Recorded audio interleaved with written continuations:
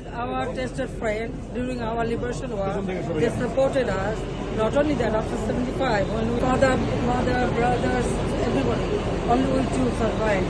So they get the shelter. Sheikh Hasina পালিয়ে গেছে, শেখ হাসিনা নাই, শেখ হাসিনা চলে গেছে, শেখ হাসিনা পালায় না। এটা আমার বাপের দেশ, এটা আমার হাতে গড়া বাংলাদেশ, এত সহজে ছেড়ে দিব না।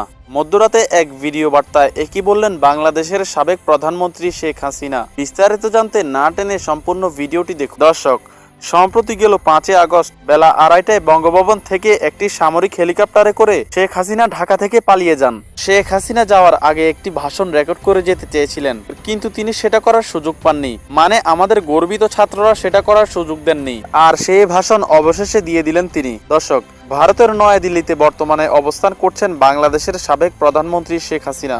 ভারতের প্রধানমন্ত্রী নরেন্দ্র মোদীর আশেপাশেই ঠাঁই পেয়েছেন তিনি। আর সেই নিরাপদ স্থানে গিয়ে অতঃপর বাংলাদেশের মানুষের জন্য একটি ভাষণ রেকর্ড করে পাঠালেন তিনি। সম্প্রতি গেল 5 আগস্ট রাতে এক ভিডিও বার্তায় শেখ হাসিনা বলেন, সাময়িক সময়ের জন্য আমি দেশ ছেড়েছি, কিন্তু আজীবনের জন্য নয়। আমার সাথে যা ঘটেছে তার সবকিছুর হিসাব আমি নিব।